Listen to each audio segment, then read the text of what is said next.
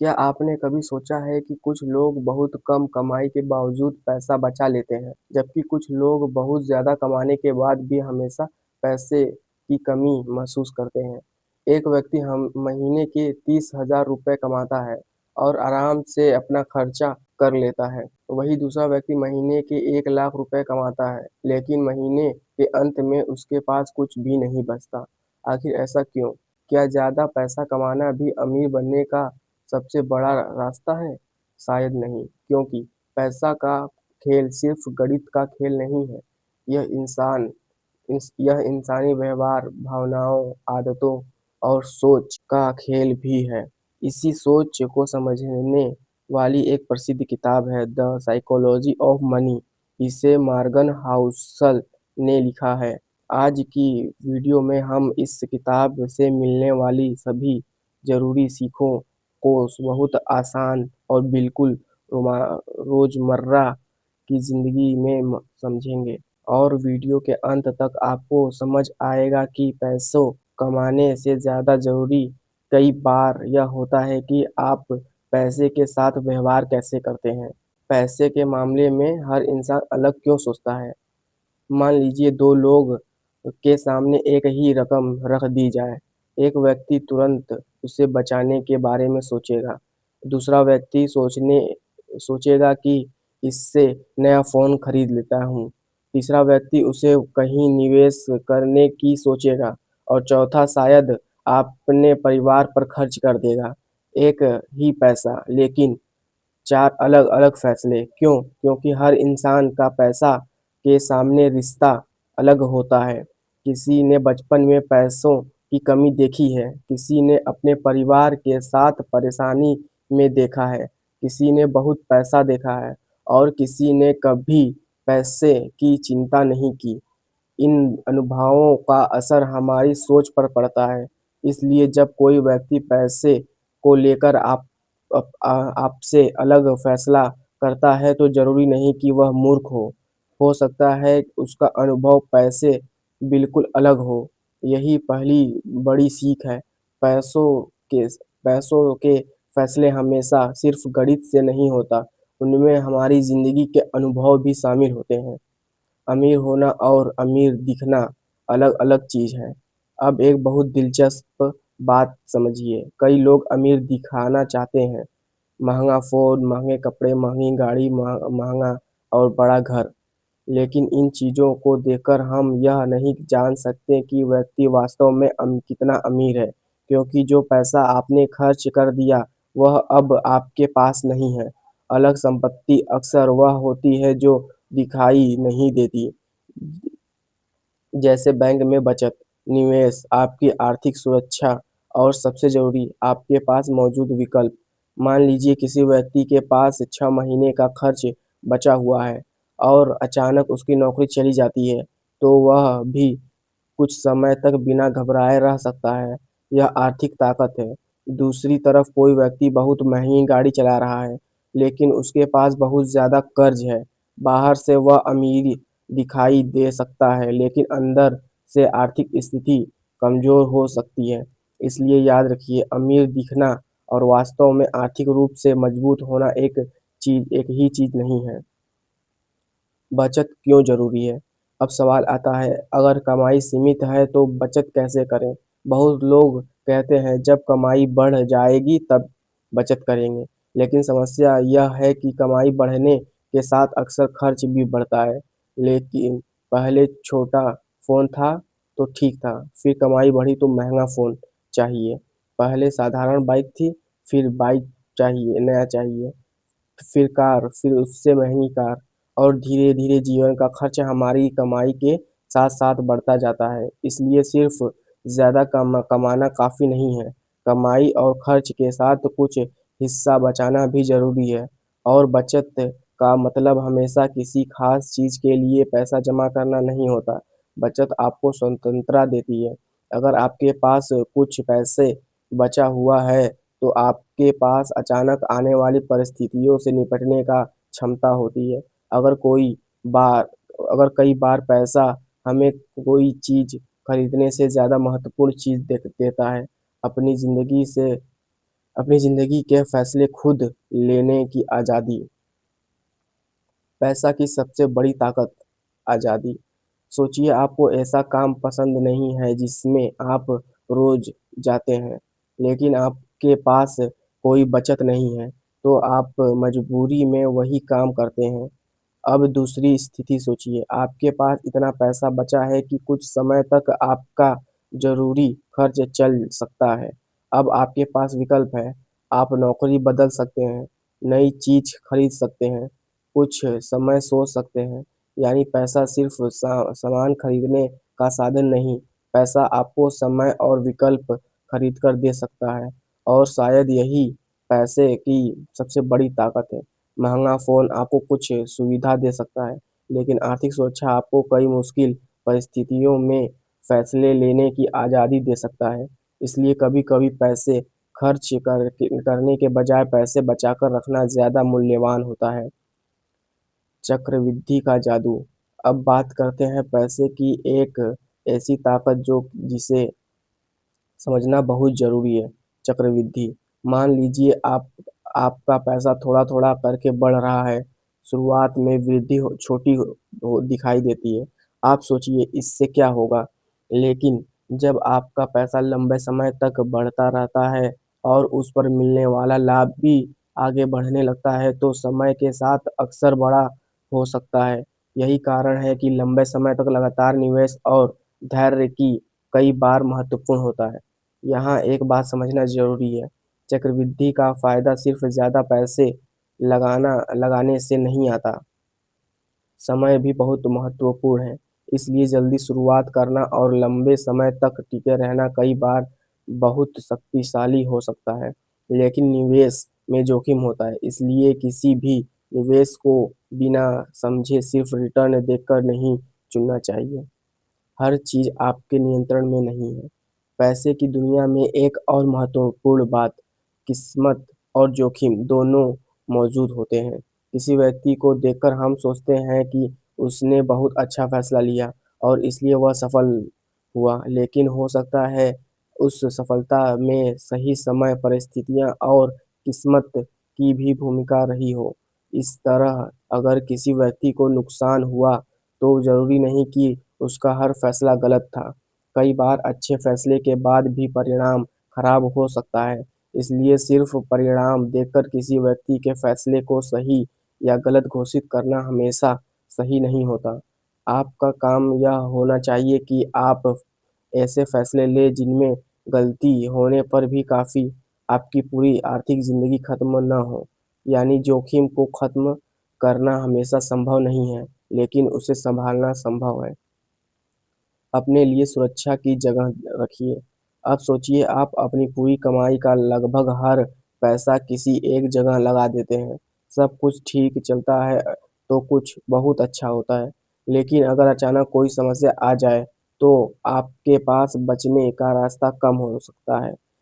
इसलिए आर्थिक जीवन में कुछ अतिरिक्त जगह रखना समझदारी हो सकता है। इससे आप अपनी सुरक्षा की गुंजाइश समझ सकते हैं।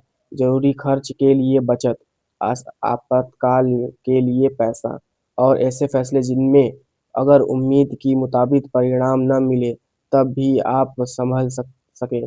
क्योंकि ज़िंदगी हमेशा हमारी योजना के हिसाब से नहीं चलती। कभी नौकरी जा सकती है, कभी खर्च अचानक बढ़ सकता है, कभी व्यापार में नुकसान हो सकता है। इसलिए सिर्फ़ यह मत सोचिए, अगर सब अच्छा हुआ तो कितना कमाऊँगा। यह भी सोचिए, अगर चीज़ें खराब हुई तो मैं कितना सँभाल पाऊँगा। लालच की कोई आखिरी सीमा नहीं होती। अब आते हैं पैसे की एक बहुत खतरनाक मानसिकता पर। मान लीजिए किसी व्यक्ति के पास पहले ही बहुत पैसा है, फिर भी वह और ज़्यादा कमाने के चक्कर में ऐसा जोखिम लेता है, जिसमें उसकी पूरी संपत्ति खतरे में पड़ जाती है। क्यों? क्योंकि कई बार समस्या कम पैसे की नहीं होती, समस्या होती है मुझे और चाहिए। हम अक्सर सोचते हैं थोड़ा और पैसा आ जाए तो खुश हो जाएँगे, फिर थोड़ा और, फिर उससे ज़्यादा। लेकिन अगर आपके लिए कोई अंतिम सीमा ही नहीं है, तो आप हमेशा महसूस कर सकते हैं कि आपके पास पर्याप्त नहीं है। इसलिए अपने लिए यह तय करना ज़रूरी है कि मेरे लिए कितना पर्याप्त है। यह संख्या हर व्यक्ति के लिए अलग होगी, लेकिन अगर आपको पता ही नहीं कि आपके लिए काफ़ी कितना है, तो दौड़ कभी खत्म नहीं होगी। दूसरों की तुलना करना बंद कीजिए। आज के समय में यह समस्या और बड़ी हो गई है। आप सोशल मीडिया खोलते हैं, कोई नई कार दिखती है, कोई विदेश यात्रा दिखाता है, कोई नया फ़ोन दिखाता है, कोई कहता है कि उसने बहुत पैसा कमाया और फिर हमें लगता है मैं पीछे रह गया। लेकिन सोशल मीडिया पर हर अक्सर लोगों की ज़िंदगी का सिर्फ़ एक हिस्सा देखते हैं। हमें यह नहीं पता कि उसने पीछे कितना कर्ज़ है, उनकी आर्थिक ज़िम्मेदारियाँ क्या हैं, उसका वास्तविक खर्च कितना है और उनकी पूरी कहानी क्या है। इसलिए किसी दूसरे व्यक्ति की दिखाई देने वाली ज़िंदगी से अपने पूरी ज़िंदगी की तुलना मत कीजिए। आर्थिक इस आपकी आर्थिक यात्रा आपकी अपनी है। आपका लक्ष्य किसी और जैसा दिखना नहीं होना चाहिए। आपका लक्ष्य अपनी ज़रूरतों और अपने भविष्य के हिसाब से आर्थिक रूप से मजबूत होना चाहिए। पैसा और खुशी। क्या पैसा खुशी खरीद सकता है? इसका जवाब सीधा है हाँ या ना। नहीं, पैसा आपकी हर समस्या हल नहीं कर सकता, लेकिन पैसा कुछ समस्याओं को कम कर सकता है, जैसे ज़रूरी खर्चों की चिंता, अचानक आने वाली खर्चों का डर, काम छोड़ने पर बदलने की मजबूरी। लेकिन पैसा बढ़ता जाए और आपकी इच्छाएँ भी उसकी गति से बढ़ती जाएँ, तो खुशी ज़रूरी नहीं कि उसी अनुपात में बढ़े। इसलिए पैसा कमाने से ज़्यादा साथ-साथ यह समझना भी ज़रूरी है कि आप पैसा आखिर किस ज़िंदगी के लिए कमा रहे हैं। अगर पैसा कमाने के चक्कर में आपने आप अपनी ज़िंदगी जीने का समय नहीं बचा पाए, तो आपको अपनी प्राथमिकताओं पर फिर से विचार करना चाहिए। पैसा कमाने से ज़्यादा ज़रूरी है पैसा सँभालना। बहुत लोग कमाई पर ध्यान देते हैं, लेकिन आर्थिक सफलता के लिए पैसा सँभालना भी उतना ही ज़रूरी है। मान लीजिए किसी व्यक्ति ने बहुत पैसा कमा लिया, लेकिन वह सब खर्च कर देता है। वह व्यक्ति उतना नहीं कमाता, लेकिन अपनी ज़रूरतों के हिसाब से खर्च करता है और लगातार कुछ बचाता है।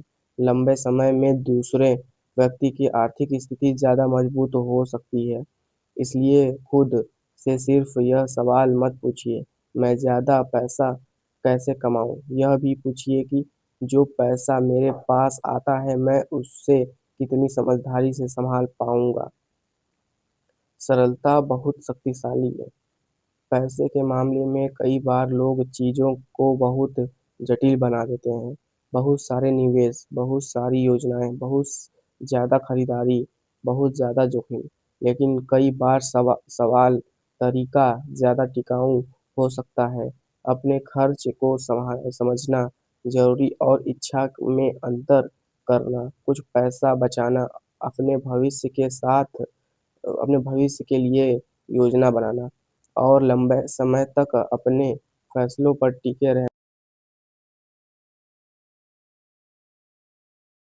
सुनने में बहुत साधारण लगता है, लेकिन असली चुनौती यही है, साधारण चीज़ों को लंबे समय तक करते रहना। आर्थिक सफलता का असली मतलब क्या है? अब एक सवाल, अगर आपको आपके पास बहुत पैसा है, लेकिन आप हर समय डरते रहते हैं कि कहीं पैसा खत्म ना हो जाए, तो क्या आप वास्तव में आर्थिक रूप से स्वतंत्र हैं? और अगर आपकी कमाई बहुत ज़्यादा नहीं है, लेकिन आप अपने खर्च को सँभाल लेते हैं, कुछ बचत रखते हैं और अपनी ज़िंदगी के महत्वपूर्ण फैसले खुद ले सकते हैं, तो शायद आप आर्थिक रूप से ज़्यादा मजबूत स्थिति में हैं। इसलिए सफलता की अपनी परिभाषा बनाइए। किसी दूसरे व्यक्ति की ज़िंदगी को देखकर यह तय मत कीजिए कि आपको कितना पैसा चाहिए। आपको आपको किस तरह की ज़िंदगी चाहिए, कितना सुनने में बहुत साधारण लगता है, लेकिन असली चुनौती यही है, साधारण चीज़ों को लंबे समय तक करते रहना। आर्थिक सफलता का असली मतलब क्या है? अब एक सवाल, अगर आपको आपके पास बहुत पैसा है लेकिन आप हर समय डरते रहते हैं कि कहीं पैसा खत्म ना हो जाए, तो क्या आप वास्तव में आर्थिक रूप से स्वतंत्र हैं? और अगर आपकी कमाई बहुत ज़्यादा नहीं है लेकिन आप अपने खर्च को सँभाल लेते हैं, कुछ बचत रखते हैं और अपनी ज़िंदगी के महत्वपूर्ण फैसले खुद ले सकते हैं, तो शायद आप आर्थिक रूप से ज़्यादा मजबूत स्थिति में हैं। इसलिए सफलता की अपनी परिभाषा बनाइए। किसी दूसरे व्यक्ति की ज़िंदगी को देखकर यह तय मत कीजिए कि आपको कितना पैसा चाहिए। आपको आपको किस तरह की ज़िंदगी चाहिए, कितना समय अपने परिवार के साथ बिताना है, कितना काम करना है, कितनी आर्थिक सुरक्षा चाहिए।